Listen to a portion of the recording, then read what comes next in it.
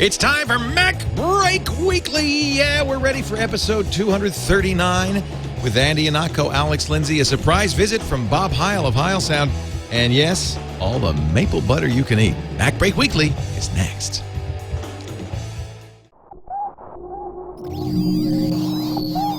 Netcasts you love.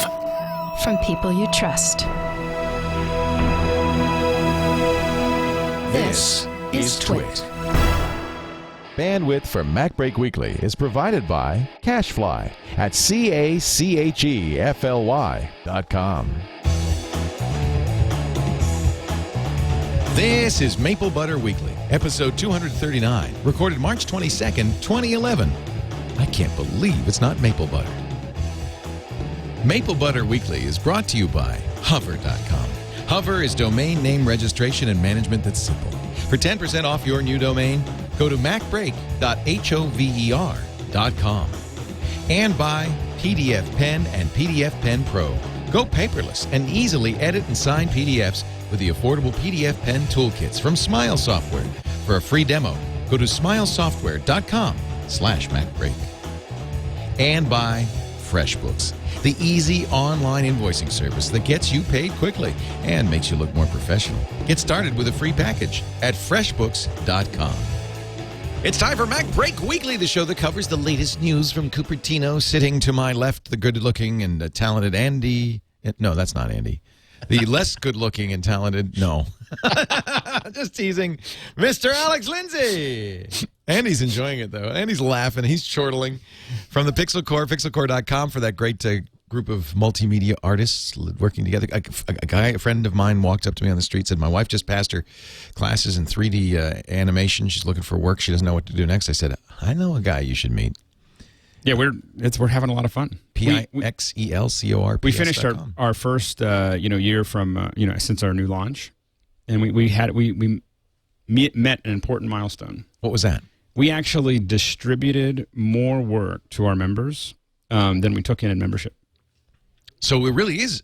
I'm not kidding when I say it's a way to get work. Like by a factor of 2.5. Wow, that's great. So we've just so one of the things that we've been doing, we've been very careful not to talk about that in the past because we didn't want to promise anything and everything else, and we still can't promise it. But what we do is not only do we train people and organize them and get them working together, but we find ways to get work out to them. And it's been the last year has been a big our first year where we're actually distributing more than comes in from membership. So very good. Also here, he is also lovely and talented, Andy Ihnatko of the Chicago Sun-Times. And if it's any consolation, Alex, it's because I'm more emotionally needy than you. So I just am doing it to make him happy. Yeah, I'm like one of those characters on 30 Rock where where Tina Fey has to just keep pumping them up, just to make sure they show up on time and on schedule and reasonably sober. So really, you should take that as a compliment that he gives me the compliments, not you. Well, I think he just wants you to play the ukulele a little bit more. I know I do. See, that's my that's my Star Diva passive aggressive stuff. Like if I don't want you to use any of this stuff, I'll start playing like really, really expensive Rolling Stones music to license. We'd if also you're nice to me, I'll play the public domain stuff. Also like to welcome into our chat room Howard Stern. So it's great to have Howard. Why would somebody go in the chat room and go Baba Booey like somehow he's doing it? It's so funny. It's like, I don't care. Go ahead, please. Be my guest. Oh, my gosh. Oh, my gosh. We've been Baba Booeyed.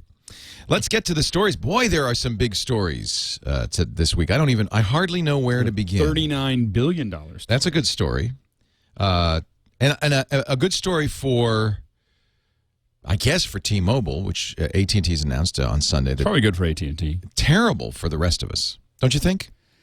If I get better service, I think that the real question is when does AT&T get big enough where we have to split them all up again? I mean, it seems like they went back out and then they came back together, and so I think that there is, I think that T-Mobile wasn't going to survive. I think it had to do something. I mean, I think that I think both T-Mobile. I think this puts a lot of pressure on Sprint.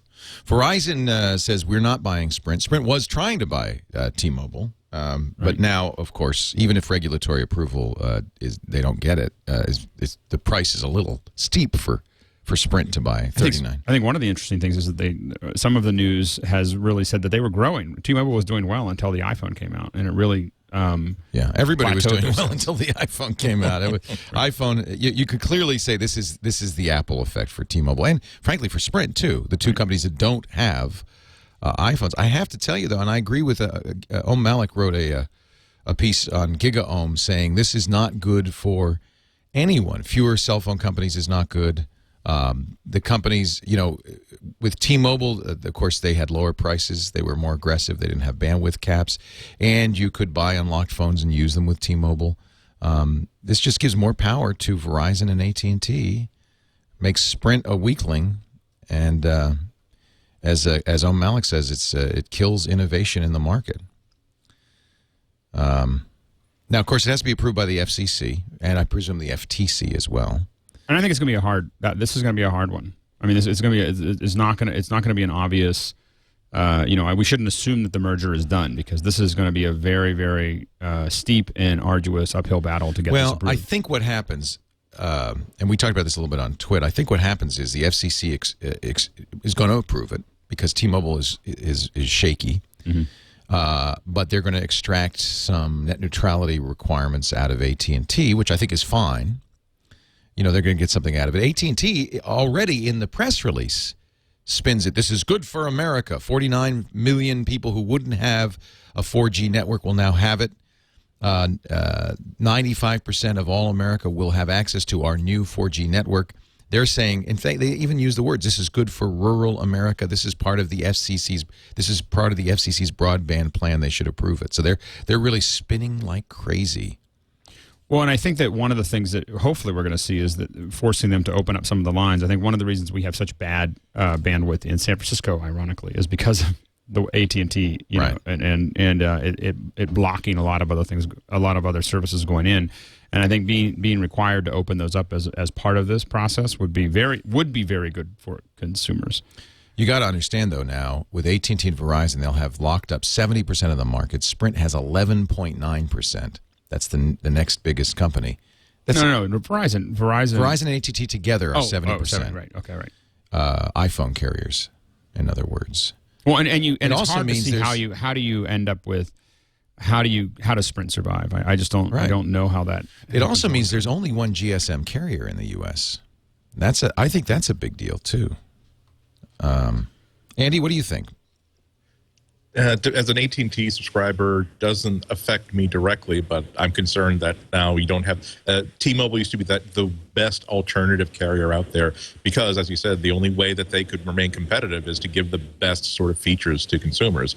I think they're also not only were they one of the few major carriers who would let you simply bring in a phone from God knows where and just buy a data plan for it. They're also the company that seemed to mess people around the least on fees and just totally weird fees that come out of nowhere. So I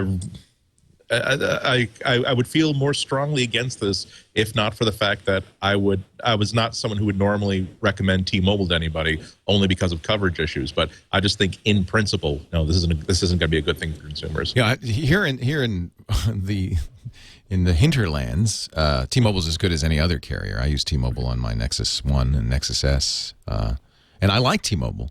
When I was traveling, T-Mobile was the only company that gave me unlimited texting for international texting for not a very expensive fee. Yeah, it's so they're also trying to differentiate themselves with 4G coverage. For the iPad announcement a few weeks ago, I had a T-Mobile 4G phone with me as a wireless hotspot. How was it?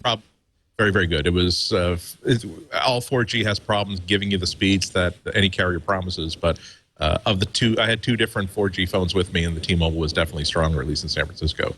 So that's the sort of freedom that is going to be deleted now if T-Mobile is completely absorbed into AT&T. The idea that if you have a situation or an area in which you need that extra feature, you need that extra speed, or there's a coverage gap that no one else is really covering for you, now you've got option -1. Well, I think that's the issue for me. I like choice. I keep on wondering whether, as this stuff continues to progress, whether I'm using FaceTime more and more, or FaceTime or Skype or other things like that. I probably use that 80% of the time compared to my cell. I know I'm not typical. I have to admit at this point, I clearly was wrong about FaceTime, because when we were at Momo's, we asked, because I have been very blunt about saying nobody's ever going to use this. This is stupid. Nobody wants to make video calls via a cell phone. You have to be in Wi-Fi. Wouldn't you use Skype? We asked the Momo's crowd. Half of them were using FaceTime. Yeah. So I was wrong, obviously. But what I keep on thinking is that Apple's ability or other organizations' ability to if you really were able to get either a Wi-Fi network or the next generation of whatever that's going to be, you could almost start building that infrastructure to let people use that in a much more wide way. And that could end up being a whole nother option for people who are using, who right now are stuck with, what we would consider, cell. We're gonna, and I have to admit, most of this is the stuff that I've been, talking to people about in a couple different countries in Africa, where they're not, they're no longer putting down wired lines. Yeah. And it's cell, but they're also looking at WiMAX. They're looking at which WiMAX and 4G are kind of similar, depending on how you. But 4G is such a weird term. There is a technical term, but nothing's 4G. Even LTE isn't technically 4G, and certainly HSPA Plus, which T-Mobile uses, isn't 4G. But from the point of view of a user, Andy, you said the right thing, which is it's faster. So it's 4G. It's faster than 3G. It makes it 4G. But when I look at being able to build this in a bunch of large markets and to really test it and to kind of push it down, I mean, it would take a company that made hardware. Made the hardware that could make it work, and they would have to have tens of billions of dollars in the bank to flip that on. Right. Oh, who would be able to do that? when you look at the what Apple could do with a MobileMe service, with a they could do a lot more than just. I mean, they have the cash on hand, and they're making the cash on hand to theoretically start lighting up an awful lot of services if they chose to. Well, they've said now that they're going to use that North Carolina Network Operations Center for an improved MobileMe and iTunes, right? Well, that's the rumor. I don't know if they've said it officially. Have they said it officially? I don't think. Well, I don't know. Apple doesn't say anything. They don't say anything ahead of time. But right. But I just feel like that it seems to be the natural progression of MobileMe is first we'll let you do this stuff if you have it connected to a Wi-Fi, but Apple has the cash and the ability, and they bristle at having to deal with these cell phone manufacturers. So. Or cell phone providers. It just seems like you could definitely see them starting to go down the path. I thought Google might do that too. Remember when Google was bidding in the Spectrum auction? I thought, oh, this is great. Google will become a carrier. I personally think that Apple, Google, Amazon, and Netflix should just all get together and just build something. And you wouldn't eliminate all world governments and just take over. No. If you took the top 20 markets and you canvassed them with 1 gig pipes, you would and then made it widely available for not much money, you would put so much pressure on these other folks that it would give you a lot of leverage. It would be worth throwing, those companies have the money. It'd be worth throwing, $30-40 billion into it just to press AT&T and Verizon's nose to the ground. Oh, I'd love to see that. Who wouldn't love to see that? Say uncle, AT&T. Yes. Say uncle. And you wouldn't have to do it to the whole nation. You just have to you just take the top markets and you just focus all of your efforts there. But everybody wants to be in the business of running luxury salon spas. No one wants to be in the business of laying all the sewer pipe to make it happen. I think that's the problem. But you did touch on something interesting. But with all these all the companies that are going to be able to project power in the next 5 years are the ones that control huge data centers, the ability to simply push data from point A to point B. And over the past few weeks, it really has occurred to me that if there's one company that can compete with Apple, so much so that they could, with the right kind of moves, even become a threat to Apple, it would be Amazon. All they're missing is one Google Android-based tablet where they put their own software team on it to build everything from the ground up, take away everything that's Googleific about Android, produce a really nice, pleasant user experience. And now they've got a tablet that's hooked up to the biggest bookstore in the world, a really good streaming video service that you get free with a $60 subscription fee per year, now a built-in app store, built-in software store, and they're making moves in that direction. Would that be the Kindroid? Yep. We're going to talk about that in a second, and why Microsoft's not happy, and why Apple's not happy. The lawsuits are coming fast and furious, kids. We'll do that in just a second. You're watching MacBreak Weekly with Andy Ihnatko, Alex Lindsay. I'm Leo Laporte. More to come in just a second. Before we go much farther, though, I would like to mention our friends from Canada who brought us maple butter. They've been holding out on us, you know. Andre Nantel is in the studio, and he brought me maple butter. Do you know what maple butter is? Oh, yeah. Apparently, the Canadians are holding on to it for dear life. Oh, maple butter. That's so good. You know what else comes from Canada? Alex, are you eating, or what else are you doing with this Have you stuff? ever, Andy, have you had butter. Bring me some maple butter, quick. You need some bread. No, you don't need bread. Well, Leo, I live just within a quick couple of gallons of gas away from Vermont, America's sugaring capital. Next time that you're here for either leaf peeping or for your cheese, dairy, blueberries, or your maple sugar needs, why not come pick up to New England? We had people who made it from scratch. That's where the country started. You know what? The Cradle of Liberty. Yeah, but really, don't Maple Canadians butter. make the best maple butter? I'm sure they do. They have more maple trees. Look at this. The spoon stands up in it. Yep. This is Le Murmure du Printemps, the murmur of spring. Is that right, Andre? Am I translating that correctly? Beurre d'érable pure, pure maple butter. Spring's murmur. Whatever. Whisper of spring. Look at this. See, in New England, we make a good working man's butter. Okay, This ain't working Plain man's folks, butter. without any of those pretensions. You know. How many carbohydrates? Oh my God! Here, you better eat this. This is for you. It comes in a baby food jar. So not to hurt yourself with it. Oh Test my it out on your God. kid first. I'll let you my adjust God. the dosage for the adults. Oh my! I'm going into diabetic coma right now just from that. The syrup's good too. Now you brought me clear syrup. Apparently they're holding out us. Oh. Have you ever tasted anything like that? You've had that before. All right. You have had that before. Yep. It's not like maple sugar candy. It's basically, But it's like maple sugar candy, except butter. except it's butter. But you can spread it on bread. Go ahead, Bob. Dig in. Bob Heil is in It's studio. just like maple syrup. This is syrup your reward candy, for all these great microphones. Sarah, yeah, where's the lid? Yeah. He's taking it with him. You can't have it. So go ahead, Sarah. Have some maple butter. It's incredible. We're gonna. I don't know. This hover ad turned into a maple butter ad, but I'm just saying there's good things that come from Canada, including hover.com domain. Isn't that good? Holy moly!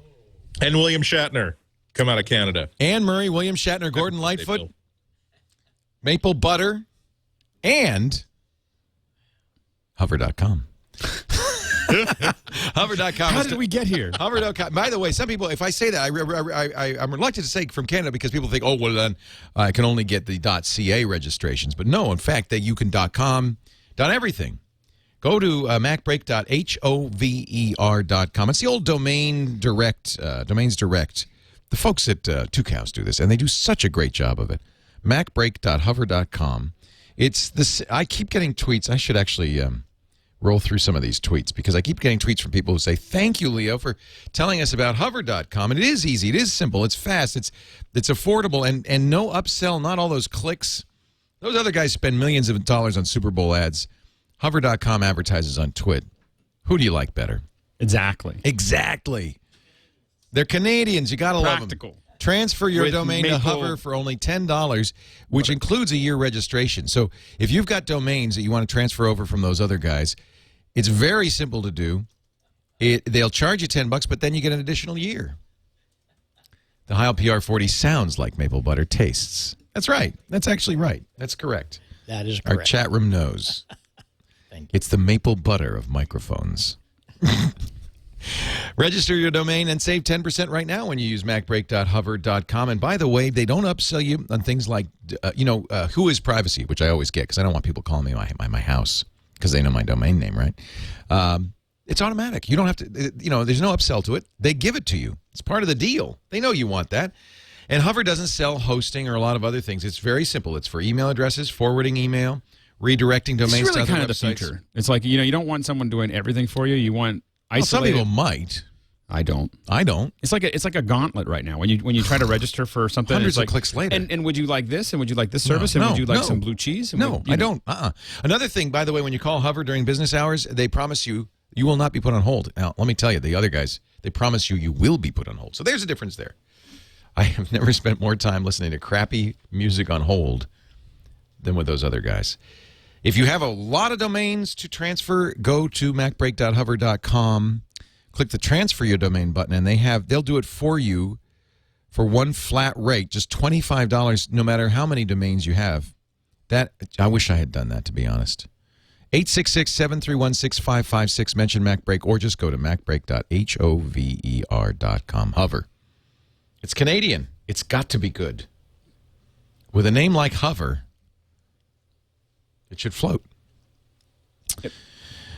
Okay, so we talked about AT&T and T-Mobile. That was the big story, certainly of the week. But there's a lot of other ones. For instance, on Friday, iPads go on sale worldwide. Will there be any? It's a big question mark. Everybody will get 10. Yeah, 10 for France, 10 for Germany, Yeah, exactly. 10 for Canada. And the first 20 people in line at every one of those countries is going to start just shipping them to other countries. Can you get an iPad 2 today if you people walk into stores? Somebody in our chat room says he was just 7 in line behind the last one that they had. So they're getting new shipments. Yeah. So they got a lot of stores got huge shipments last night for sale today.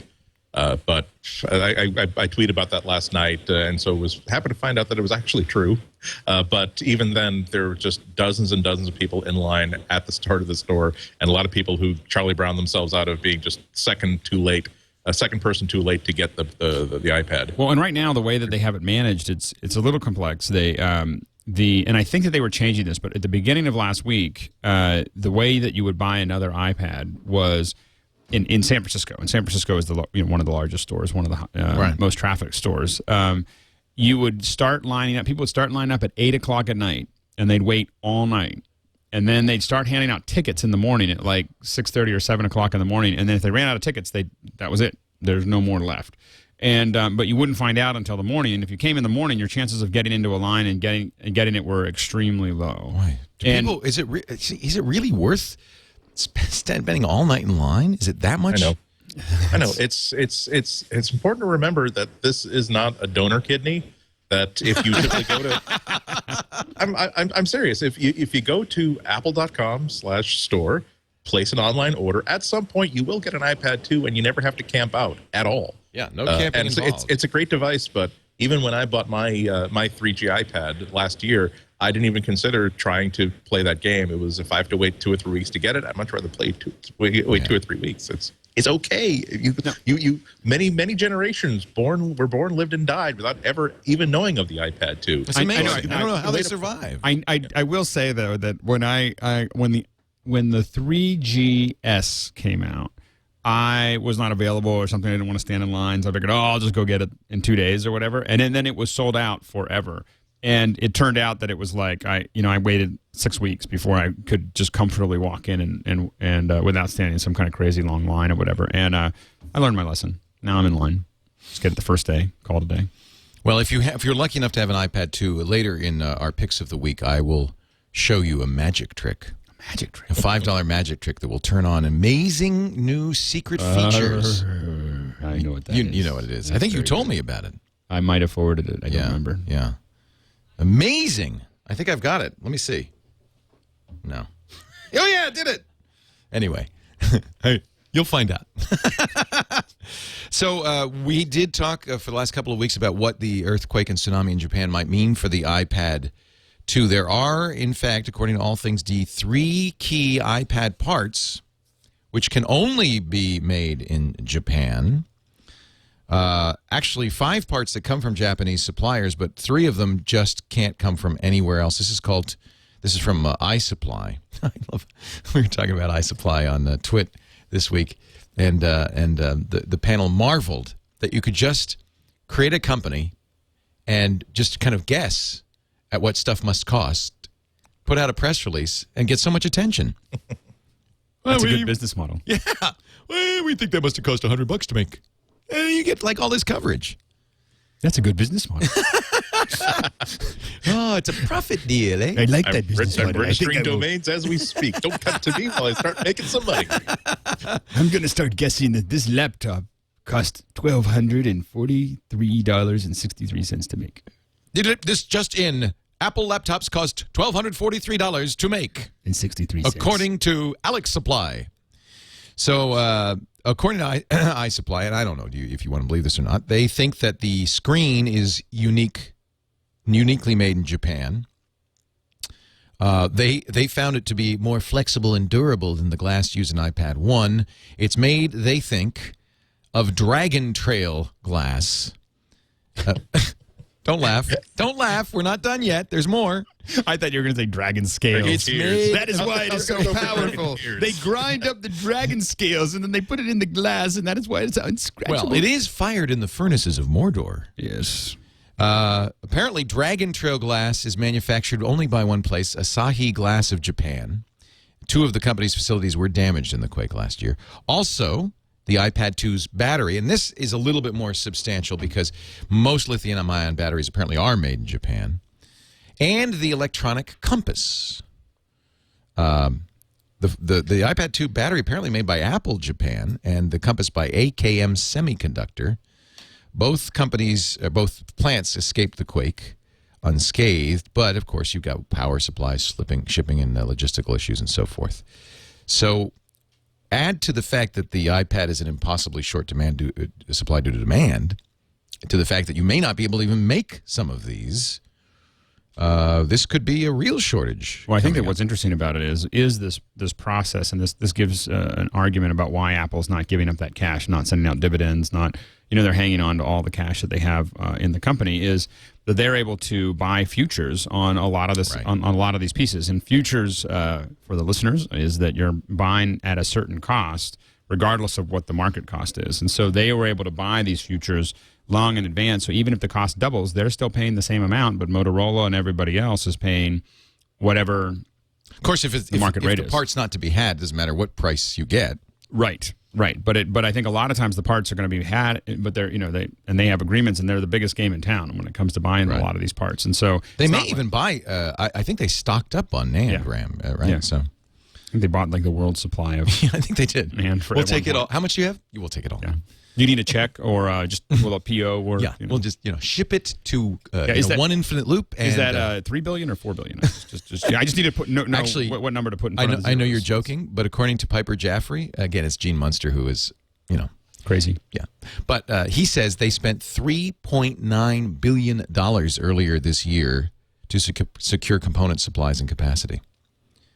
Now, if you don't chump change for Apple, chump change. Yeah. I got that in my back pocket. Yeah, it's like a 10th of their cash position. Less. It's like a 20th. God, it must be nice. I mean, I think a couple months ago they were at like $60 billion, and they're building at like a rate of, I think their savings is building at a rate of $10 or $15 billion a year. I mean, doesn't that make you think we might be paying too much for Apple gear? Isn't that the first thing that comes to mind? They've got how much in the bank? We think that, but we still do it. And we get in lines. There is not a single person that was in the Apple line for the iPad 2 that didn't already own an iPad. Actually, this isn't Piper Jaffray. This is Tim Cook, so it's true. Tim Cook, in an analyst call last week, said Apple spent $3.9 billion to secure these components and capacity. $3.9 billion. But and again, that's what gives that's why Apple doesn't want to give up that cash, because it gives them a lot of leverage. And it's money in the bank because they can. I think it's pretty clear, sell as many iPad 2s as they can make. Even if there's actually nothing inside the case, they apparently can sell it. They just sell it. Yeah. Here, this is a hollow, empty demo iPad 2, but someday you could redeem this for an actual iPad 2. Wouldn't that be smart? Instead of tickets, just give me a plastic iPad 2, so at least I could show my friends I've got one. No, you can't play with it. But I have it right here. That would be smart. Yeah. There's a market there. That's a business motto. My son goes to cell phone stores and gets they all have plastic dummy cell phones. Right. So I think he's selling those to his friends. I don't know what's going on, but he goes to those stores and he like, oh yeah, I haven't made my rounds yet. And he goes around and says, you got any extra old phones? And he buys the ones that they don't show anymore. What do they do with those? I think he sells them to his friends. I don't know. I don't want to inquire. They just want to do Naomi Camels and just throw them at people. Yeah. But actually, I think that's what they do. Yeah. I am so mad at you. Take that. Where's my laundry? That's a good idea. I should do that with the staff every once in a while. Put the fear of God into them. Apple stores, I think they are to be complimented for this, are accepting your old iPad should you choose not to sell it, although I think it has some real value. Even Gazelle.com is giving hundreds of dollars for first-generation iPads. But Apple will accept your old iPads as a donation to Teach for America. That's really cool. Which gives it to a teacher in a low-income community. I think that's fantastic. Of course, and it underscores what we've said, which is the iPad 1 is perfectly good. I just that whole thing about you can get a whole bunch of people to line up for all night to buy something to replace the thing that was working great already. So iPad owners, you take your unwanted device to an Apple retail store for donation. Retail employees will give the iPads to Teach for America, which subsequently will distribute them to teachers for use in the classroom. You know what Apple should do is they should say you can, if you come in, you get to go to the front of the line if you're going to donate your iPad. Yeah, what is the incentive? I mean, you get the tax break, but they should give them something. That's what they should do. They should put them in the front of the line. You want to get an Apple II? Just give us your you want iPad. an Apple II? You want to get an iPad too? I'd like an Apple II. I would like an Apple II. I gave mine away. I'm so I don't sad. know where mine is. It's probably in the I think basement it'll give somewhere. people incentive to steal iPads from people in the middle of the line who are asleep because they showed up so early. You have to get it first and make a clean getaway before the guy wakes up. You got to think these things through, Leo. You're right. Bad idea. But I think you're right. There might be a limit to people's patience and being so keen on getting an iPad too. So many people have been talking about, geez, why can't Apple just count up the number of iPads they know? I'm sorry, not Apple, but the actual stores. Why can't they just simply say, we know we've got 20 of these, 30 of these, and 40 of these. We will just simply send out each armbands for each one of these things. If you have a wristband, you know you will be getting a white 16-gigabyte AT&T iPad. If you don't have a wristband, just go to the Orange Julius, have the rest of the day off because you're not getting an iPad. A lot of people are just so disappointed that they camp out, they wait all this time, and they're still like this. So frustrating. 7 people too late in order to get one. And when they get there, they're disappointed that the only thing they can get is the 16-gigabyte black Wi-Fi. Well, they should be happy with that. They should be happy. See why would you just take whatever you can get unless you're one of these sap like me who has to review these things? I'll take. Why would you say I don't care? So just go to like the Hallmark store. It's like, give me that picture frame. It's got an Apple logo on it. I'll call it an iPad. Because it's the hottest consumer electronics device in the history of mankind. That's why I figured it out. Give them some maple butter, and the Apple stores will give you anything. Bring this to the line. They've never had that. There's the name for the show. Give them some maple butter, and I'll follow you anywhere. Well, or you could go online and order a BlackBerry Playbook right now. Hey, evidently, it's a similar price. $4.99 for the 16-gig Wi-Fi, available for pre-order now, and pick it up April 19th. Why not? It's really good. It's practically an iPad. Well, and the App Store is huge for the BlackBerry. Oh, wait. Actually,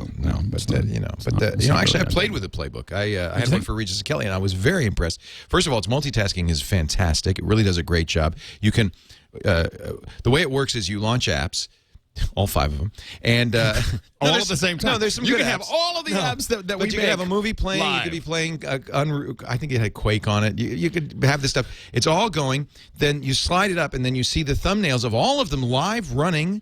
You can scroll amongst them. I mean, the multitasking works very. Of course, it's this dual processor Tegra inside. Right. I'm actually impressed that they're able to get the price down to $4.99 to the same. I mean, they must be taking a little bit of a hit on that, don't you think? It's got to be painful. But I think that the problem is that with the App Store, with the other pieces, that the real number that they have to be hitting to really compete heavily is $350 to $400. I mean, it has to be a lot cheaper because it's 7 inches for the same price. So you get, it's a smaller. And some people might like that. I mean, it's easier to fit into your pocket. It's easier. I like 7. I had the I would the Samsung, and I thought it was a nice form factor. Yeah, I think I did not agree with Steve Jobs, who said, "Oh, no one will ever want a 7-inch screen." I thought. Yeah. What do you think, Andy? You've had both. Yeah, I mean that was just a dumb comment. If there's so many people who can't fit something like this into their regular lifestyle, just carrying this around wherever they go, there is definitely room for a jacket pocket sized device. And HTC is making a couple of interesting things that are coming out very soon. Some of them are going to be very competitively priced.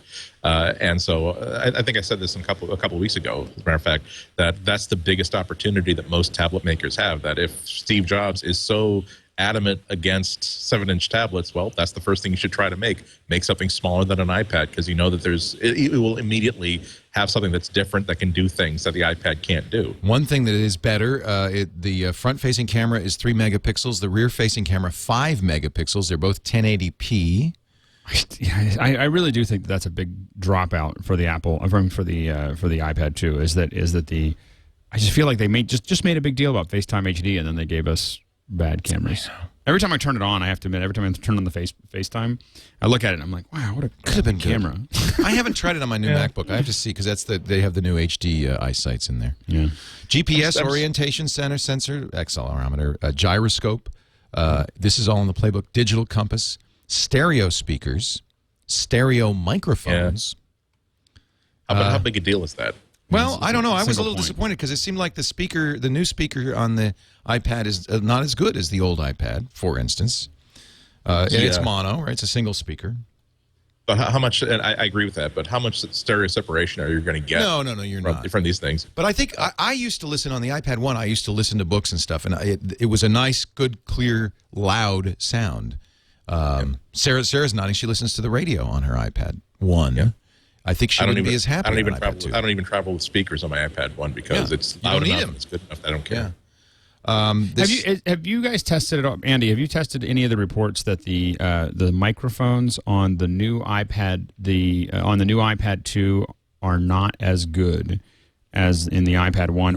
And there's a distinction between there's some rumblings. There's a distinction between the Wi-Fi and the 3G. Really? So the Wi-Fi... Because they didn't have enough room with the 3G... Just don't know. I mean, there's just some rumblings that are kind of bouncing around that are saying that the Wi-Fi mics are better than the 3G mics, which sound a little bit muffled. And I haven't really... I don't have a Wi-Fi one. Both the ones that we have at the house are both 3G, and I mean, they're fine. I mean, they're not particularly great, but I don't have a very high expectation of what they should sound like.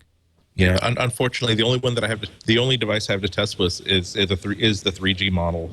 I did do just quick and kind of accidental tests of the speaker quality between the two. The microphone quality between the two, and I couldn't really test any sort of a difference. But by accidental, I meant that I was recording something in GarageBand, and I forgot that I had the USB microphone not turned on, not powered up properly. So that's how I got my accidental recording samples of the built-in microphone. And they both seem pretty okay. I don't think that either of them is going to really live up to any expectations someone might have of really decent audio recording. But I can't categorically say that the 3G model has a weaker microphone than at least the first one. Right. I guess I'll buy a playbook, and we'll just have one in studio, and you can play with it. I think that sounds like a great idea. I do think it's a good example of how to make a nice compact tablet. I really like. I only spent about a half hour, 45 minutes with it, but during that amount of time, I thought that this is quick, this is slick, it has easy controls, it went one up on the iPad in that they figured out a way to get a home button that does everything that the home button does without either having a mechanical home button the way that the iPad does, or have a persistent virtual button the way that Android does. I thought that was a very nice, very well thought out device, and as usual, it just comes down to price. And I really do want some other tablets to be successful, because I think that Apple needs to be pushed. I think that the iPad 2 is far from being perfect, and I think that if Apple gets too much of a lead, I think we just won't see any innovation. I mean, even though Apple loves to innovate and loves to do cool things, we all know that they do slow down when they're not getting pressed.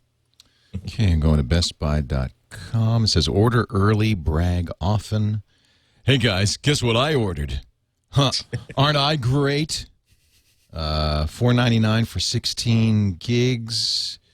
Let's pre-order that. Yeah, well, it could be interesting. They're using QNX, which is a real-time operating system that's actually quite impressive. It's not Android. I think the jury has now concluded that the Zoom is a disappointment. Yes. Yeah. Not quite yet. Not yet. Not yet. Too soon. There's still a lot of people who just don't react well to the iPad. It's not because they're prejudiced; it's because they use it, they don't really get it.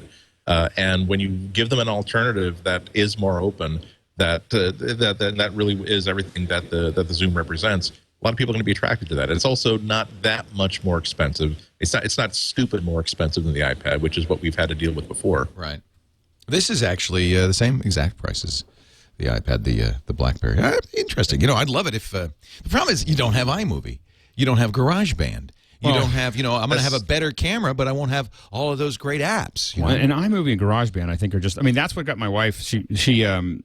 What's funny is I showed my wife GarageBand, and she was like, "I have to have one of these." I mean, like as soon as she saw the GarageBand, and then sells the thing. So then I got her, and I talked to someone at the Apple Store, and they said, "Oh yeah, that's the number one thing that's selling the iPad is people open up GarageBand." Although you can run GarageBand on an iPad 1. Yep. No, and it's a little. Here's what happens: as soon as you start adding a couple layers, it starts to do a lot of optimizing and just a lot of cycling. Right. But what's funny is that my I just tweeted about this morning. My wife uses her iPad now probably 4 or 5 times more than I use mine. That thing is like attached to her hip. Like she wanders around and she listens to stuff and she actually likes the Daily. We were talking about. Really? My wife reads, and my wife Rupert Murdoch iPad only magazine. She's not like with Rupert Murdoch. I was expecting she wouldn't like the Daily because my wife is not conservative by any stretch. No, it's not conservative though. In fact, it's not. It's funny that you should say that because we talked about this on Twitter. We had Nick Bilton from the Times on. Mm-hmm. We had Nilay Patel formerly of Engadget on. They both loved the Daily. They thought the Daily was great. And I subscribed and I go up to it occasionally, but I'm not reading it every day. She reads. She just like that's what she's doing while she's like that's her in between thing, and she loves she was like, do I have to subscribe to this eventually? Because I will. This is great. 99 cents. Yep. And so. I thought that her usage is interesting because that's the closest thing to an average user that I know. Yeah. Like my wife is much more just typical person. You hear that, Carlita? You're average. Average computer user. Average, just but average, you're special Carlita. to me, honey, if you're listening. We love Carlita. So anyway, but I mean, she's a normal user. I guess would be better than average. I wouldn't say average. Normal user. She's a normal human. Leo, she's not the geek that you are. Leo has said that I'm not. You're not normal. I'm not normal. Well, there's no question about that. I submitted for your inspection. Is Alex Lindsay anything like you and me? No. Andre goes. Here. Have some maple butter. We're going to take. I can't have any more of that. I know. I'm shaky from like 1/2 quarter teaspoon. I'm shaky. It's so good. I haven't had so many carbs in the last 6 weeks. It's yummy, but I have to be careful. I'm pacing myself. It is super yummy. Yes, it is. Imagine, if you will, the best cake icing you ever had, then make it 40 times denser and better, and you'll have some idea of what Andy Ihnatko is missing today. And I can imagine myself, if I let myself have any more, I can imagine eating the whole thing and then just laying on you would be dying. And then I would just, all the blood would exit my head and I would just be laying on one of the, I'd probably be on the ground outside the studio. Yeah, exactly. And he was doing okay, and then he had a sugar spike. I don't know what happened. Yeah. I ate all of it. It's like eating like a dozen Krispy Kreme donuts. It's so good going down, and it it's 3 seconds later you go, why did I do they need have you seen that? There's that website that does Kill Me, where it tells you how many cups of coffee it would take you, for, like how much you can say, I want a Starbucks latte. Yeah. And it'll tell you, if you drank 46 of these, it would kill you. And you can set Red Bull or, whichever one, it'll tell you which one. They should do that with sugar. They should say, like, it would take if you ate 43 Krispy Kreme Boston cream pies, you would die. Gentlemen, this is a Girl Scout cookie. I accepted my order from my niece about 4 days ago, and that was 4 days ago. I had more than 1 box a day available, but I've been eating a lot of these. And my goal is to not eat all 4 boxes in a week. And I think that if I take this one cookie and just like leave it in my office, or just put it in an envelope and mail it to myself, then that will be the goal. They'll get me toward that goal of not having eaten all of them in 1 week.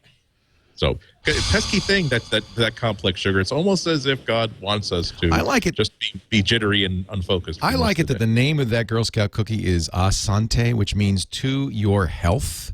I don't think so. These are, I don't remember the name of it. These are like thank you cookies, and each one, they're like shortbread digestives on one side, chocolate on the other, and each one is stamped with a different version of thank you. Yeah, that's Swahili for thank you. Yeah. Oh, there you go. Asante sana. Asante sana.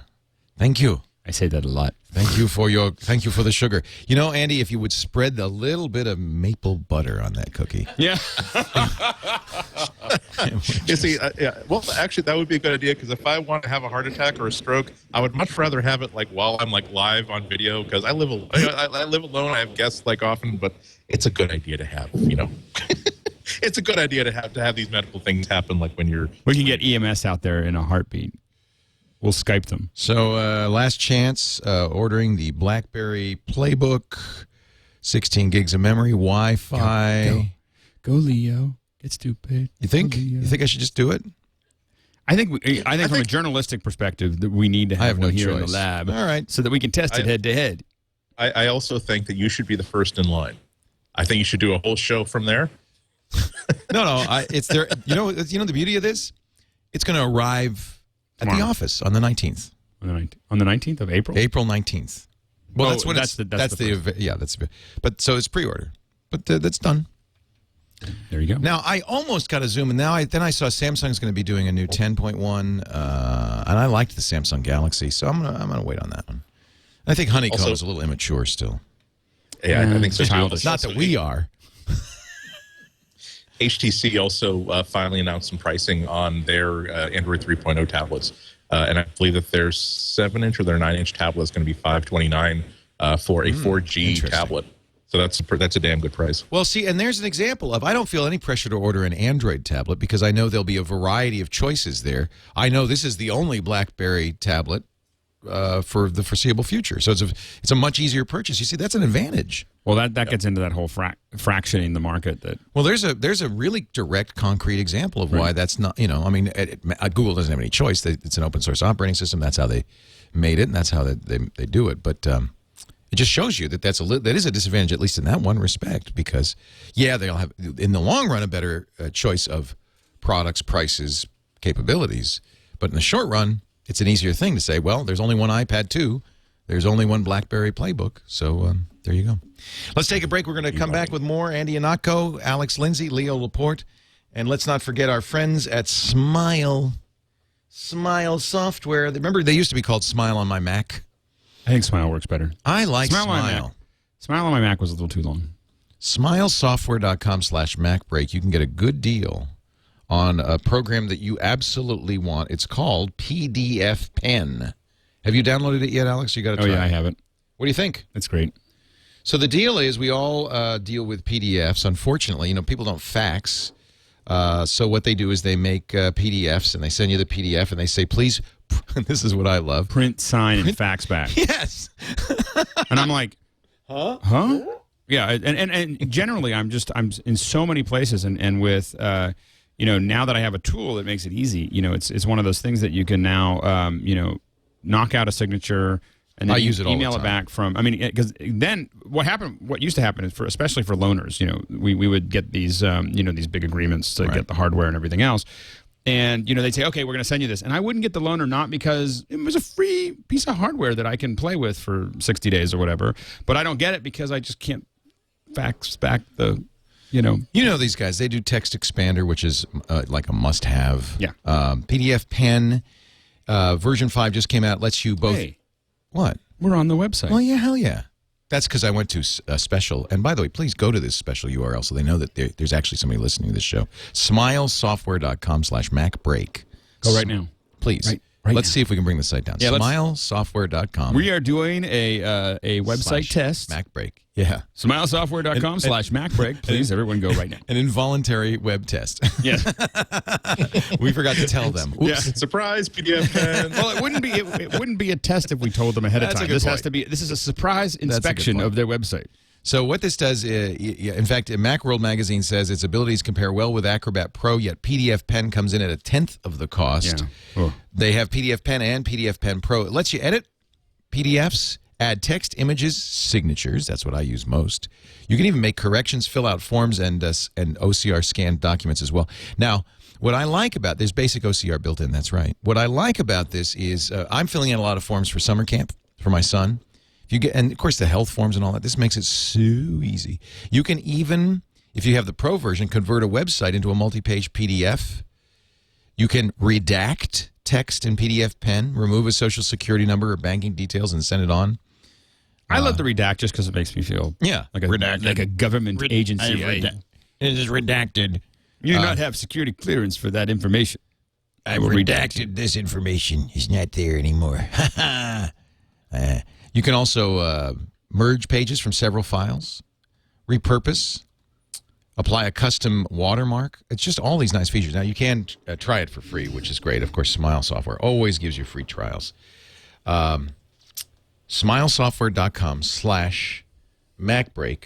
PDFpen, $59.95. PDFpen Pro, $99.95. But do try before you buy. That's the best part of this. PDFpen from Smile Software. Great people. They've been really wonderful contributors to the Mac community always. Throw great parties at Mac World Expo, and these are the kind of Mac developers we like. We like having them on our show. Smilesoftware.com/MacBreak. Please use that URL. So, did you get 10.6.7? I just saw it this morning. I was scared. What? No, well, I have to. Don't be scared. I don't do it before shows because then my computer's not working during shows. 10.6.7 update is recommended for all users running Snow Leopard. General operating system fixes that enhance the stability capacity. They always say the same thing. Security of your Mac. Improves reliability on Back to My Mac. Resolves an issue when transferring files to certain SMB servers. It's funny. Somebody called me on the radio show this weekend saying whenever I can copy files to my Mac from my Windows machine, but whenever I try to do the opposite, I get a permission error. Let's hope that fixes that. That happens to me, too. It happens to me, too. And I've been having trouble with Back to My Mac specifically, so I'm hoping that this is going to fix it. And some minor Mac App Store bugs. There is a very special version for those of you with the new MacBook Airs or the new MacBook Pros. They update firmware and other stuff. Big update, 313 megabytes on this old MacBook Pro, the 17-inch. It's a couple of years old, so it could be different depending on which system you have. There's a lot of security, I think, in here. Remember, Safari was whooped in 5 seconds during the Pwn to Own contest at CanSec West. They should, if they really want this up in Vancouver, if they really want these hackers to break into these systems, instead of offering them $10,000 and a MacBook Pro, they should give them maple butter. I'm just saying. That would be huge. But I would crack anything for maple butter. A small crate of maple butter. MobileMe is affected. It's like pulling teeth to get Apple to tell you about the security details, and I understand why. They don't want to, telegraph the bad guys what they're up to. But information is here on their website, and they do tell you some stuff, including 5.04 for Safari, which tells us that is probably to fix the Pwn to Own vulnerability. RAW image compatibility for more cameras, so digital RAW has been updated. Resolves a Windows resize. There's all sorts of little. Look at all these little issues. Rare issue, and then 10.6.5 that could cause user accounts to disappear after putting the system to sleep. That would be a bad thing. Let's see the security fixes. See what they say. For the protection of our customers, Apple does not disclose, discuss, or confirm security issues until a full investigation has occurred and any necessary patches or releases are available. So they will tell you, but only after it's been patched. Fixes for, let's see what they say here. Security updates. Airport, Apache, AppleScript, ATS, and that's just the A's. BZip, Carbon Core, Clam AV. So a lot of this is open source stuff. Core Text, File Quarantine, HFS, Image IO, Image IO, Image IO, Image IO, Image IO, Image RAW, Installer, Kerberos, Kernel. Lots of fixes in here. So get it. Don't be afraid, cat. Do it. Let's see, what else? So here's some information from iLounge about the mobile. We were talking about the MobileMe changes. The reasoning for the very large server farm. In North Carolina, according to people in the know. People in the know. Who are those guys? iLounge. Apple is set to announce a new free version of MobileMe. Free. What are they going to do with people like me that spend too much money? Free. I know. I've been paying for MobileMe since day one. According to a trusted source, the source who works for a major educational institution claims the school supplier has said the current version of MobileMe no longer available, and Apple is suggesting new students sign up for the 60-day trial to cover the gap between the final MobileMe shipment and the launch of the new version. So the clock is ticking. In addition, according to the source, Apple will be supporting the existing version of MobileMe for the next year, suggesting the new version will be different from the existing version. And, of course, let's not forget the suckers who just paid for a full year of MobileMe. I think I just did recently. Prior to Apple removing any method through which a user could pay. Have you seen that? You can't buy a new subscription to mobile. Wait a minute, let me check. I have noticed that people haven't been asking me when I buy computers whether I want to do MobileMe anymore. Oh, at the store, you mean? Because I was always like, it would always be like, do you want Apple Care? Yes. Do you want MobileMe? No. Would you like to spend more money? Yeah, no, I don't need that. They did upgrade the calendar. All right, let me see. Okay, MobileMe. MobileMe, let me see. I'm on my MobileMe account. I have one thing on MobileMe, a picture of my dog. Just so I know it's me. Let's see. Account. Maybe I should hide this in case it gives, personal information out, like the name of my dog. Loading account. Let's see where I can renew my MobileMe, because it just renewed in February. Your subscription will renew. Account type. It doesn't really. I'm curious to see if auto renew is going to work over the next couple months. Mine doesn't renew for another few. I double checked. Yeah, see, mine. Of course, January 19th. I just paid for another year. Thank you. Let's see. Maybe I can I upgrade it? Let's push the upgrade button. Oh, yeah, I can still buy. No. Oh, look at that. $0. $0. I can. Hey, try to upgrade to 60 gigs. Just see what happens. Oh, it does. Oh, no. There you go. 20 is what you started I with. guess it's 0. Oh, shoot. See, I got myself all excited. No. That wasn't hard to do. No, you can still be a sucker if you'd like to be. You can still. Well, I guess our advice would be probably not a good idea to buy anything more. Not right now. In MobileMe. Until we find out what the heck is going on. But you could. You are, I guess we've confirmed, you are allowed to still spend money on MobileMe. You are, welcome to Apple. You are allowed to spend more money on things you don't need. Well, that doesn't mean anything. I think you can still contribute to Giuliani's presidential campaign. Well, he's got bills. You think MobileMe has bills? You think it doesn't cost any money to cut all that grass in Cupertino? They just add another campus. Well, we'll look for it. That's next month if it happens. It's supposedly next month. AT&T shames. More like warns. I don't know. There's so much shaming as yeah. We are going to, if you do not stop this, we are going to throw you over the cliff. You may have received an email from AT&T recently that reads, many AT&T customers use their smartphones as a broadband connection for other devices like laptops, a practice commonly known as tethering. Tethering can be an efficient way for our customers to enjoy the benefits of AT&T's mobile broadband network, but our records show that you use this capability but are not subscribed to our tethering plan. If we don't hear from you, how would they know that we were tethering? If we don't hear from you, we plan to automatically enroll you into Data Pro 4GB after March 27th. Notice this is a positive, this is not saying... they're not shaming anyone. No, they're just telling you, they're sending out the warning that they're going to move you off of your unlimited subscription forever. That's what that's what they're telling you. They're giving you there's no shame in that. There's a whole lot of the new plan will replace your current data plan, including if you are on an unlimited data plan. So the next step you're going to see is people getting really upset because they got taken off in the first month that they had it. They're going to get a bill for $600. Asked for how AT&T is identifying these users, it's possible the carrier is simply looking at data usage trends and making an educated guess. TUAW says that browser ID strings might tell you. Sure, if you use a desktop browser and it came through your phone, well, that would be kind of a giveaway. Or AT&T may be noticing different than expected time-to-live units on packets sent from a computer through a tethered smartphone. This answer coming from a Reddit user. I believe the issue is TTL packet saving. Apparently, the TTL times are non-standard. AT&T is not saying. I didn't get the message. I think I should check. Have you been sneaking? No, but let's see. Who would it have come from? AT&T? Well, I mean, do you have a jailbroken phone that you're tethering? Well, you won't. But don't you think that everybody should check to make sure because maybe they just made a mistake? I don't know. I got one from AT&T the other day. It was just my bill. It was really high.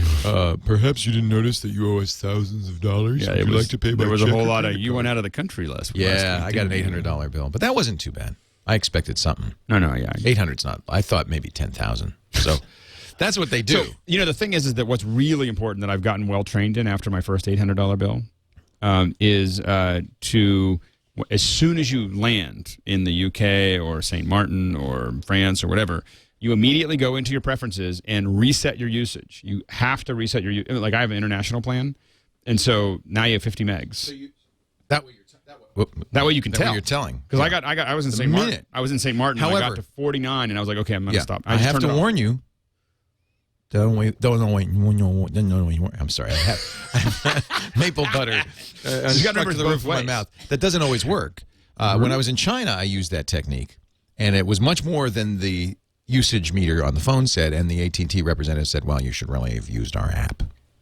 Well, there are also ways to get around it. When I was in Europe last month, I decided I didn't want to have to spend $100 for international data, especially since Leo, since you had your problem because you didn't sign up for 2 months waiting for all the distant hinterlands to report in. And so I just checked it out and realized that if I just made the right settings on my phone to make it impossible for any data to get pushed, I'm still able to send and receive text for just 50 cents a shot. So I found that just for the basic needs of making sure that I could give somebody a phone number that they could get in touch with me wherever I was, it certainly did that job for me. You can also, when you have a Wi-Fi connection or before you go, you can download really, really bad maps of Paris and London, and they're really, really big. They're like 250 megs, and they look really, really bad, but you at least know where you are, so you don't have to use the map function. That's what I use That's what I use a lot when I'm lost in. You know what I recommend? There's MotionX GPS. Andy, you recommended their GPS. Drive, but there's also MotionX GPS. You can pre-download maps. Well, yeah, it's really great. You just simply draw a circle around the region of the town or the globe that you want maps for. It'll simply download all the map anywhere in the world. Yeah, anywhere in the world. It uses OpenStreetMap. Because I got excited. The TomTom just started releasing ones for all over Europe, and so I'm sorry. I know that. No, you don't. Have you ever seen this one? Which one is that? Wait, where is it? Angry Birds Rio. I haven't gotten Rio yet. Yeah, you can get it on the App Store, of course, but if you'd like to get it for free, if you had an Android phone and you joined the Amazon App Store, you'd get this today. That's absolutely but Leo, free. You're talking a crazy man. Only Apple can call something the App Store. Oh, yeah. So for Android users, Amazon has announced and is now doing an App Store. An App Store? Really? Yes. The Amazon App Store for Android. Only 3,500 apps in here. If you have an Amazon account, though, it goes right through your Amazon account. And every day they plan to give away a free program.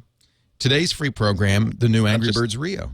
And not just like a free flashlight app, a different commercial app that normally costs money.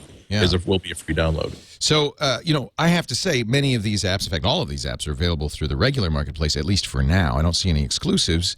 And if you bought it through the regular marketplace, you probably wouldn't want to pay for it again through Amazon. On the other hand, if you haven't bought, there are free apps on here. I guess the whole idea of this is curated, only 3,600 apps on here. But they're the best apps.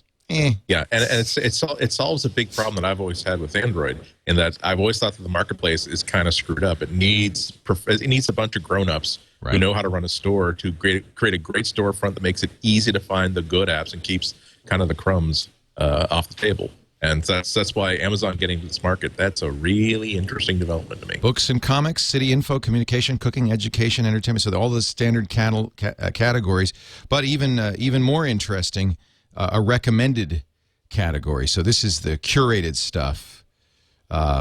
Actually, this reminds me a little bit of, there's a program called AppBrain for Android that will look at what you've got, and apparently that's what they're doing, and then recommend apps for you. Right now, these are just the top apps So Apple not too happy about that word Appstore. They immediately sued. Well, they Amazon. have to, actually. It doesn't matter whether is they're it their happy or not. trademark? Yeah, it's their trademark. So they have to sue, or it'll become a generic term. So they don't. It's not whether they're upset or not. They have to call them, warn them, talk to them, and then they have to take them to court. They've actually asked for an injunction. Actually, to just tell Amazon, stop. You can't. I don't know why. I never understand this whole process of why if someone already has a trademark, why you wouldn't just find another name. Apple applied for the App Store trademark in 2008, didn't get approval till last year. But they launched Microsoft this year. has opposed it, claiming it's a generic. Microsoft, not Amazon, claiming it's a generic term. Apple's been arguing against Microsoft. Apple says they contacted Amazon 3 times demanding the name change, but Amazon has yet to provide a substantive response. And of course, the substantive response today is, nope, gonna use it. That's our substantive response. Take that, Apple. Interesting. You're right. They have to defend it if they want to preserve it. But isn't it kind of? First of all, app has become generic. Does Apple have a trademark on app? There's an app for that? There's an app for that. I know that. No, did anyone really use it a lot before that? Well, yes. Oh, yeah. Oh, yeah. Killer app. Remember the phrase killer app? App's been used by computer users for years. Of course, there's a nice little play for Apple. App is the first 3 letters of Apple. And it's an app store. I think because what they registered was App Store. An app store is unique. Right. Nobody said this is the killer app store. Right. Anyway, it's interesting. It just shows, though, how valuable that ecosystem, an app store ecosystem is. I just don't know if Amazon couldn't have done it with some other name. Call it the Emma Store or something. Somebody said app should stand for Amazon's portable programs. Just call it Piranha. Piranha. Yeah, it's in the Amazon. I get it. I'm not so stupid. That's what I'm saying. I get it. It's a fish in the Amazon. Yeah. You can It's lots of little market fish that will come and get you. Microsoft, by the way, busy suing Barnes & Noble over the Nook ebook reader. Microsoft says the problem is Android infringes Microsoft's patents. So if that's the case, I would expect more lawsuits to come. They're picking the low-hanging fruit. That's going to be ugly. Did any of you have trouble? You have a Verizon iPhone. Did you have a problem with it springing back instead of spring forward? I don't have a Verizon phone. Oh, you don't? No. According to Engadget, Apple's iPhone, iPod Touch both sprang back. This is just for the Verizon phones? Well, it says now, regardless, it's erratic. Mine sprung forward and stayed there. Mine did too. Mm-hmm. There have been problems before with daylight savings time.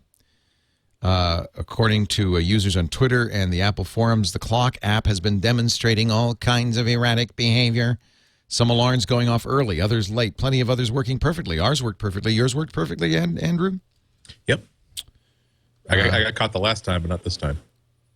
I could see how if you're in Phoenix, I mean, that's, you're assuming the phone knows you're in Phoenix, so it shouldn't change to daylight savings time. But I don't know. This sounds like it's not universal, so it doesn't sound like it's a bug. It sounds like user error. Oh, boy, I'm going to get the mail on that. Yeah. Not from Switzerland, though. You know, Switzerland is the #1 Mac-loving country in the world. Chocolate and Macs. But watches. No Babel butter. No maple butter. This is Pingdom Blog. I don't know who they are. This is the iSupply of usage or something. Pingdom Blog did a exercise in statistical research in which they came up with the top Mac countries. Basically, it's OS X market share. So the OS X market share in Switzerland is 17% compared to 15% in the U.S. Even that sounds higher than I've ever heard before. Luxembourg, right after Switzerland. Then the U.S., Iceland. Now, the graph I'd really like to see here is not Canada, just the percentage, but the cum. So, like, what does that actually mean? Like, how many machines? Yeah. Isn't the suicide rate also really, really high in that part of Europe? I'm not suggesting correlation or causation. I'm just saying.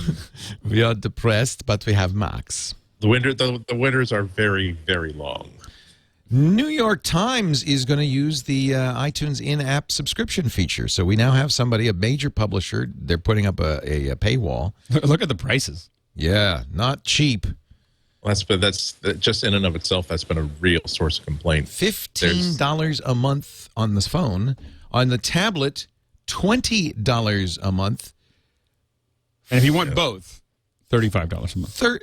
They don't even give you a break. Just add them together, and you can figure it out. Yeah. I think that's going to demonstrate that the daily has the pretty much a workable model for everybody. The idea that you have a simple flat rate that lets you download stuff automatically onto the device that you can then carry around with.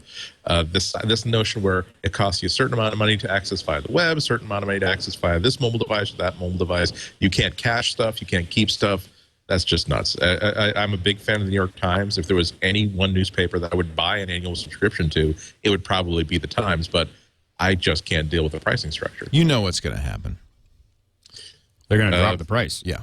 It's just they can't get away with that. They're going to completely change it, especially since there's so many different ways you can get that content for free. Well, it's so complex. Yeah, well, there's so much stuff that's kind of necessary. You get 20 free views per month, so that you don't necessarily have to always have a subscription, or if someone sends you a link to a good article. Links are also a different structure where you can get in through a link in a different manner than through the subscription model. It just seems as though the person who's going to have to pay the most and go through the most amount of trouble are the people who are the most passionate users and the most passionate fans of the stuff that the New York Times does. So, has this happened already? If I go to my New York Times app on my iPhone, will I... I don't believe so. I think it doesn't turn on for another couple of weeks until mid-April. I love the New York Times. I pay for the Sunday Times, but if they suddenly start saying, give us $15 a week, that ain't going to happen. Yeah. A big problem seems to be that it seems to be they're trying to use the digital content to push paper subscriptions, which demonstrates how much money they think that they have to make by actually putting out a physical product. They're not really ready to make that leap yet. I don't know if I mean, when I by not ready, I don't know if I mean psychologically ready institutionally, or just simply we don't have the infrastructure in order to try to make money off of putting paper onto trucks and dropping off at people's houses. Well, I think the danger really is that you're gonna not put your arms out for the handspring, and you're not gonna get enough air for the backflip. So it's a gymnastics metaphor. Yes, and I did that one time, and I spent 10 years in recovery. So whoa. So anyway, yeah. So the key is that when you don't know what I don't think that the problem that they really run into is that if people stop going because it's too expensive, and then people are no longer buying wood to put to read it on. They end up losing both the print and the online. It's a real risk. And trying to regain lost subscribers is painful. Yeah. Really. Well, do I get a break? Okay, so I subscribe to the Sunday Times. I presume that means I will get some break on this. Yes. Do you? I don't know. I don't know. No, I don't think they're connected. I think they're disconnected. Well, that's screwed up. That's. I think that's the case in a lot of situations. And there's ads now on this. Are they going to get rid of the ads? Nope. Oh no, definitely not. You're still gonna have in-house ads. Okay, well, it's easy to fix this. You just press that little button there, and then it works. Delete New York Times. Yeah. Now it works perfectly. Oh, look, it's free now. It was so easy. Well, we've got a little fix for you here on MacBreak Weekly, and now that you know, send a message. All right, let's take a break. When we come back, no, I look. And that's one to grow on. Yeah. I have no little spanking. Is that what you're saying there? I make money. I make a living doing this, but we offer it for free, and we do advertising. Well, and the other thing is I think that it's not that you can't have a paywall at all. I mean, I think that there is a. I think the Daily has the right approach as far as we're not going to charge you an arm and a leg. It's a reasonable price for. This does say they're now saying in our chat room it's free if you get the paper. Is it? Yeah. Okay. So that would be good. Yeah, it's complicated. It's complicated. And the thing is their future market are people who don't erased get the paper. But now Sunday Times subscription gets you full access to web, mobile, and iPad. See, I get that with the Wall Street Journal, and that to me works. I pay $100, whatever it is, a year for the paper Wall Street Journal, and then I get full access on the iPad. But is there a Jack Nicholson option to the subscription?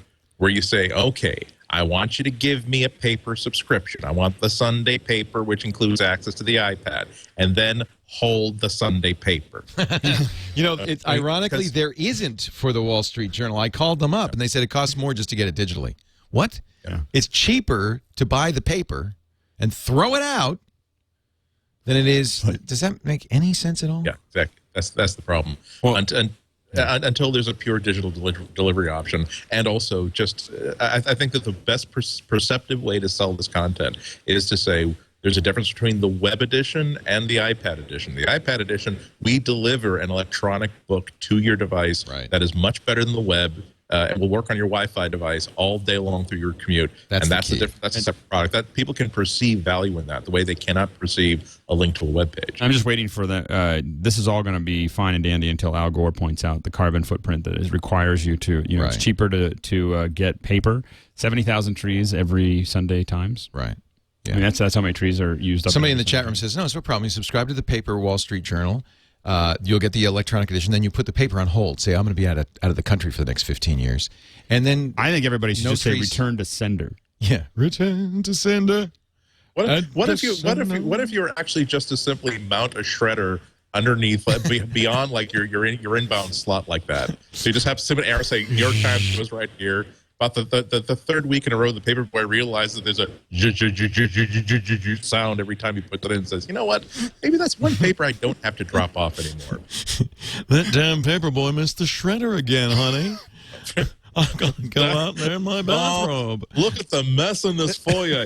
We should tell that lad not to wear such tight gloves. He wouldn't keep losing fingers this way. It's damn inconvenient for us. I hate that. Tell his mother to come here with a mop and some Mr. Clean. You do that really well, Andy. Well, I was born. You were born with a silver spoon filled with maple sugar in your mouth. I've cut the lawns and cleaned the pools of many people above my station here. When I was in the Hamptons cleaning pools, I learned how to speak like this. Oh boy, for some reason the printer doesn't want to do anything. Put down those shares. I'm paying you $5 for 1 hour of labor. Doesn't matter what you're doing. Chomp chomp. Choppity choppity. Hey, our new Mostly Photo show is coming up right after this show in about 20 minutes.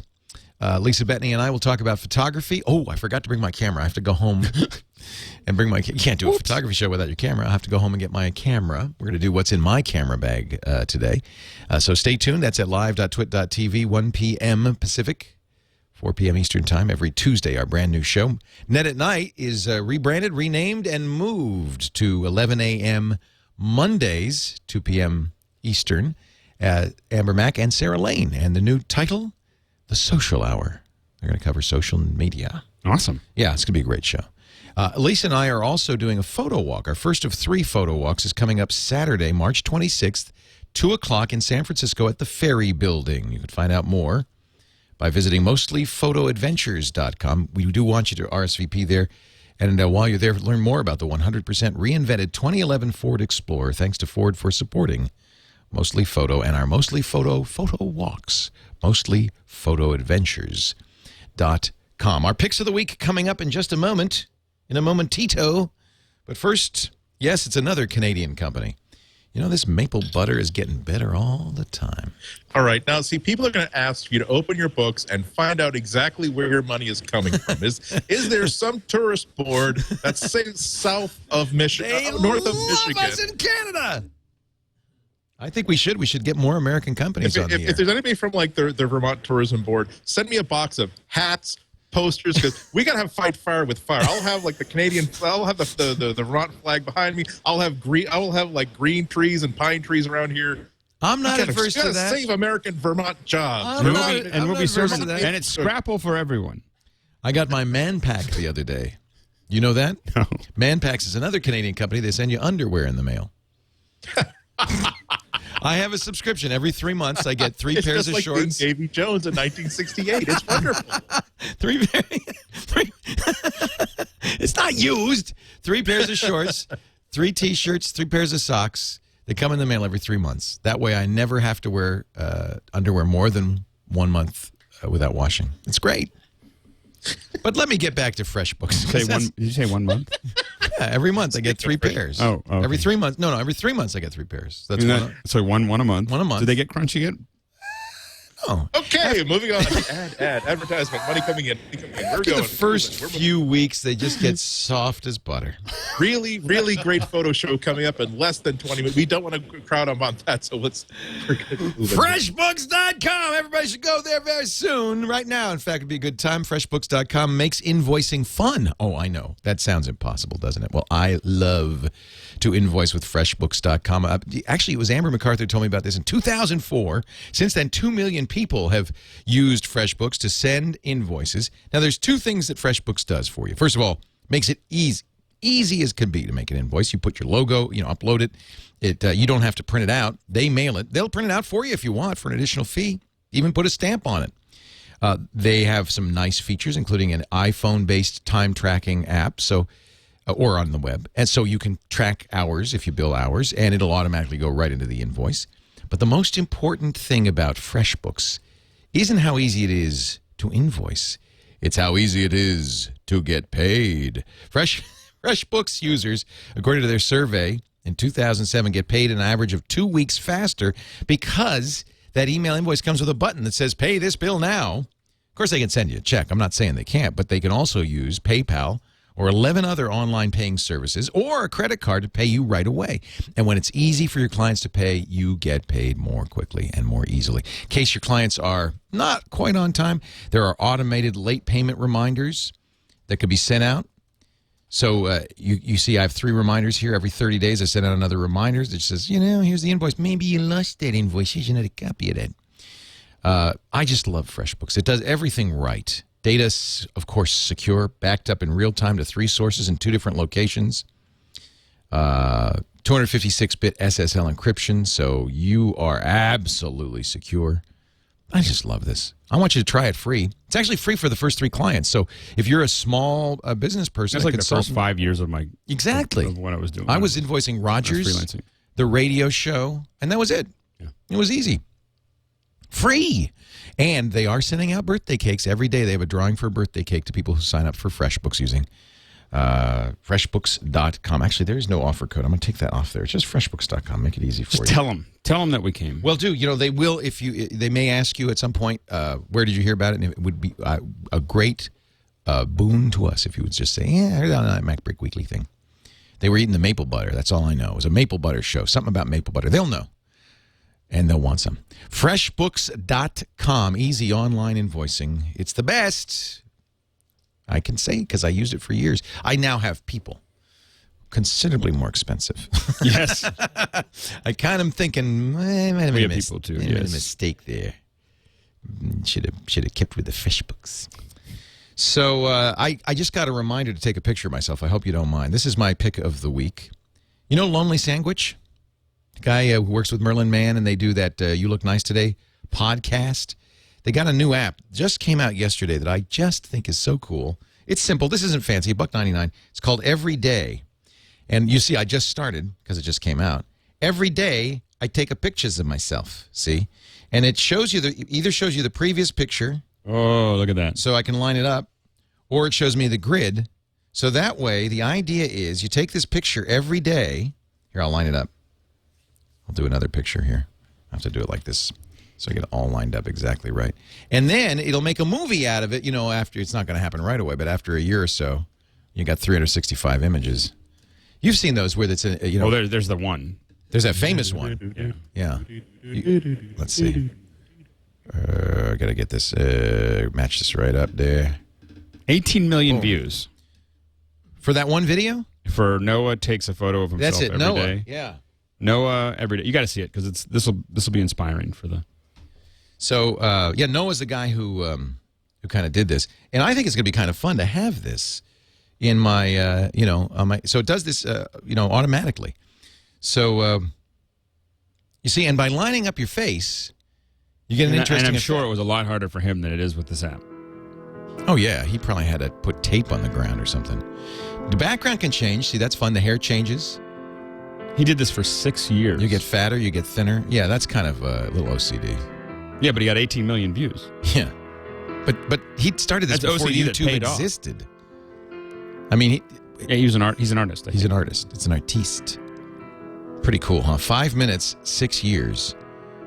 And it's And his eyes, skip his eyes never change. That's what is a little creepy. Maybe I should But never. you really see him. Oh my God! Sometimes he's got bedhead. Yeah. Oh, that's a fern. Oh my God, the hair. Some major hairage. His hair's alive. Isn't that wild? So anyway, this is an app. It's my pick. Every day. You can do this too if you have this app in 6 years. Yeah, I don't know if I don't know if I have the patience to do that for 6 years. Also, I've dreamt of doing that with my kids. I have a 2-frame movie so far. Would be fun to do this with your kids, wouldn't it? If I could get them to look at it long enough to take the picture. That's the. Boy, Do it with my remember how dog? you used to They don't Remember how you change used to weigh your hair on March 21st? Oh, man.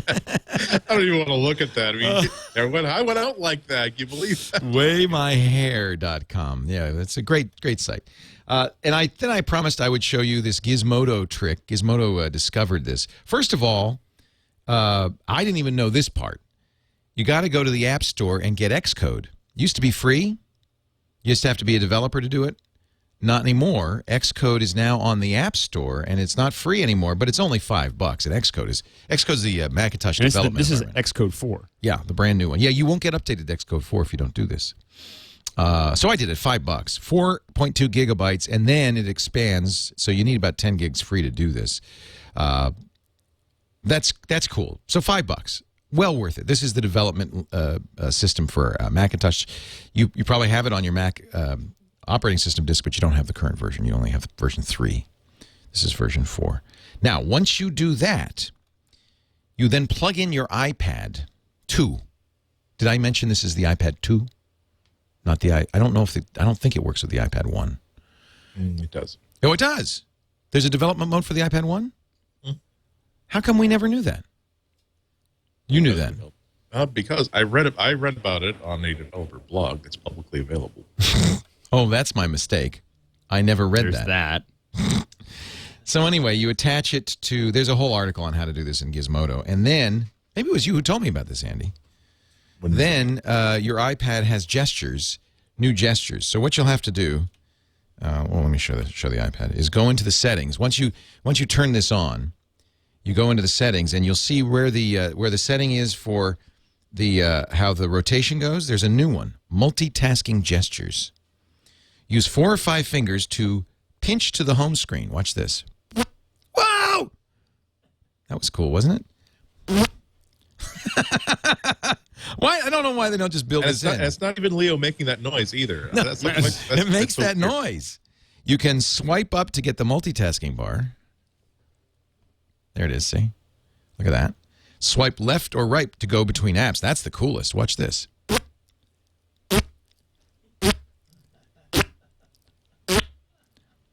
I love the sound. They really need to add. Yeah, the sound effects are great. I wonder. Yeah. By the way, for those of you who noticed that when I went by Safari, that the page it was on was a search for Petaluma psychiatrists, that's not for me. This is one I was going to recommend, but I'm going to save it for iPad today. This is such a great game. But anyway, so that's cool, isn't it? Wouldn't you like to do that? Watch this. It's easy. It's easy. Go. All you have to do is pay $5 for that capability. It's well worth it, and you get Xcode For free. for free. Or if you've paid $5 for Xcode, you could do this for free. Your choice. Your pick. Well, that's good. I like that. Andy, can you do that at will? Wow. Wow, that's something you learned in school to drive the teachers crazy, isn't it? That's mostly something I learned when I was administrating a Mac lab to drive people using their Macs crazy. Like, Dave, I've got another error. I don't know why I keep like. It took a while before they realized, oh, it's when that weird-looking admin is actually walking around that this Mac seems to be screwing up. Okay. Well, I got you on camera, Andy. Why don't you give us your? Okay. This is a Mac app that I encountered a few days ago when I had a specific need for a specific type of photo app.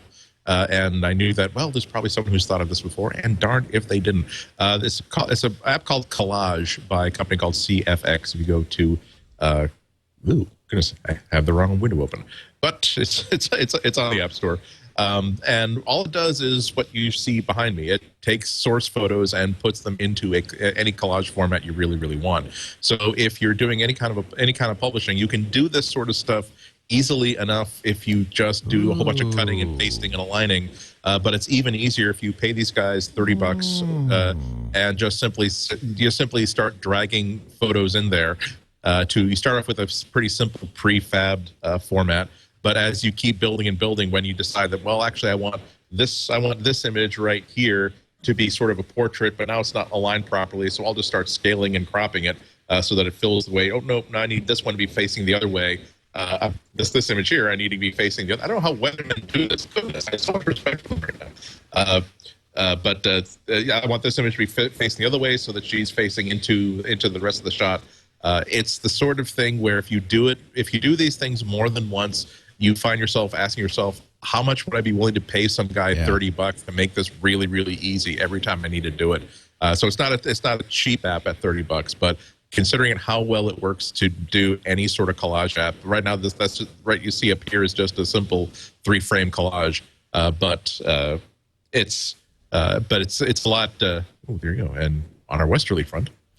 Okay. I'm sorry. I'm doing that terrible thing where you're watching yourself on TV. Hey, that's kind of interesting. Ooh, cool. Yeah, but yeah, if there's just one simple layout, but you can make things a lot more complicated. And of course, the more complicated a collage you want to create, the cheaper that $30 seems to you.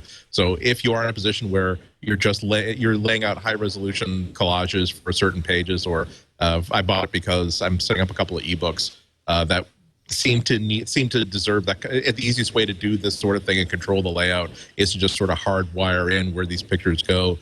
I did the first 2 by hand. Then I got the demo and said, you know what? $30 does not seem too cheap, given that I have 11 more of these to go. So good stuff. It's by CFX. They do have a free demo, so if you just want to give it a try, I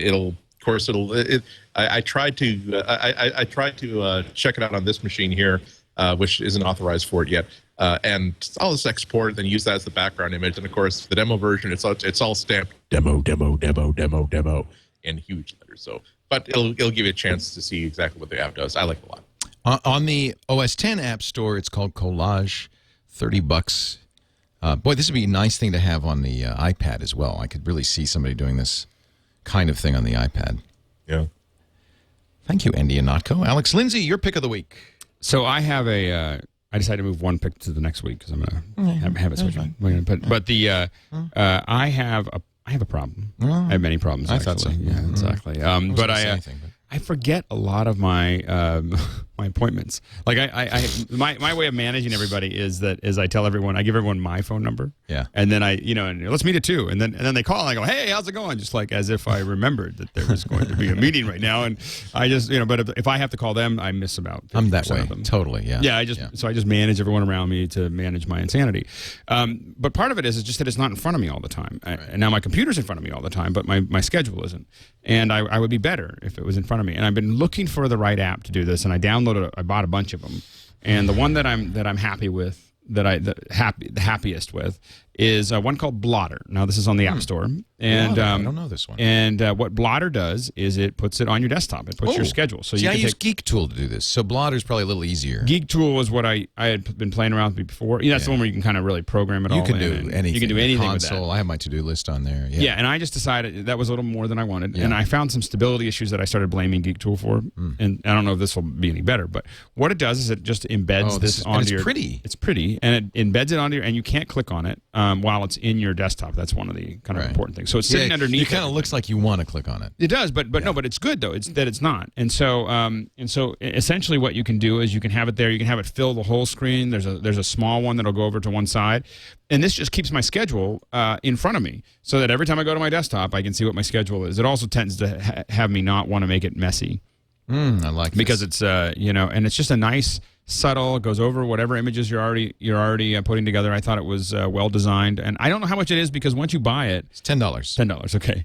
Once you buy it, it just says install. I know, I hate that. And it's like, a really I bad can't tell feature. you. Someone asked me how much was it. I was talking to somebody else about it, and I was like, I have no idea. I know. I went to their website, and it doesn't say. Yeah. It just points you toward the App Store. It's installed. That's all we know. Yeah. So anyway, so it's called Blotter, and it's nifty. Now, I think I use BusyCal. Does this work with BusyCal or only with iCal? You know, I only use iCal. I bet it's iCal. But I think there's a way to do this with BusyCal. I have to do some research because Geek Tool will put your calendar, your stuff up there, but not in a pretty way. It's just text-based. So it can be pretty, but you really have to do a lot of work with it. You do some shell programming. Yeah, there's a lot of heavy lifting to make it pretty. Yeah. And, of course, others can't see your blood, or only you.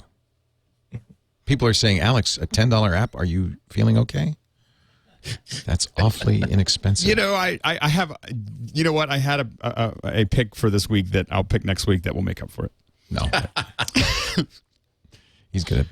A new car. The Alex. Alex does not like to be taunted. Whoa. I didn't realize you could, believe it or not, I didn't realize you could do this, like in photo view. All I did was use the trick to, now let's expand that one. But I didn't realize that for absolutely no functional purpose, Apple also lets you rotate as you make these bigger. It's just to drive you crazy, basically. No, just to sort of make every other tablet developer squirm, saying, yeah, that's how much power we got in this, not only in this hardware and the operating system, but also in the development hardware. We just thought, hey, my phone call that I'm expecting is 10 minutes late. I'll just add something really, really powerful that would be impossible for any other operating system to do because I got 10 minutes to fill. That's what time. That's what we fear now. It's just a quartz command. Andy Ihnatko writes for the Chicago Sun-Times. You must read it. Is there an app for that? I don't believe there's an app for the Sun-Times yet. Because here at the Chicago Sun-Times, we don't believe that journalism and quality criticism should be trapped behind firewalls. We believe that America deserves more. Chicago Sun-Times, we're the bright one. Come check us out at suntimes.com. Thank you, Andy. Chicago Sun-Times, his website, www.cwob.com. Alex Lindsay is in the Pixel Corps. He's the head pixel. You just check it out. Pixelcorps.com for the Guild of Multimedia Artists working and training together. And, of course, Pixelcorps.tv for the many shows they do. Alex will be going with us to the National Association of Broadcasters show. We're prepping hard. A couple of weeks we'll be doing MacBreak Weekly from there, as well as some of our other shows. But we'll also be having a great time there, seeing all the new gear. I think it's going to be one of the most interesting NABs in 5 years. I mean, there are so many things that I know are coming and that I think are coming. That I just can't. Usually at NAB, I kind of feel like, I have to go. I don't really want to go to Vegas again. I don't really want to deal with the LVCC. And this year, I'm actually kind of giddy, kind of excited. Well, it just confirms my belief that the National Association of Broadcasters was intelligent in picking TWiT as its official netcast partner for this year. This is the year. Oh, Bob Heil's here. You're going to be there, too. Do you know what happens on Wednesday night? What happens Wednesday night, Bob Heil? Wednesday night at 6 o'clock, Sarah and I host a reception just across the alley in we better be Hilton. there. Yeah. It's 2 hours. Are we invited? Everyone's invited. It's last year we gave away $14,000 in prizes. Yeah. All kinds of, almost everybody wins a prize and gets some free finger food and some drinks and stuff. It's really a fun thing. It really is for the amateur radio operators that are engineers. But hey, a lot of chief engineers are hams. And it's really fun. When we started that, they didn't know that, and great percentage. But Wednesday night, 6 o'clock, come and join us. We use Bob's, for those who wonder, who is this Bob Heil? We use Bob's microphones exclusively. They're the official microphone provider to the TWiT Netcast Network. And if you like our sound, you're liking the Heil PR40, which is the best mic in the world as far as I'm concerned, and amazingly cheap. I mean, I don't mean cheaply made, inexpensive to buy. And if you're not, I mean, man, this is the mic. Bob, it's nice to see you. Thank you for popping in. Be here. Had a lot of fun. And we'll see you at NAB Wednesday night. April 14th through 16th. We'll be there broadcasting live. Should be a lot of fun. Thank you all for being here. Mostly Photo coming up next. Our brand new photo show with Lisa Bettany. We're going to go out in the field and record this one. Crazy. It's insane. Have a great day, a great week. We'll see you next time. Now you get back to work. Break time's over.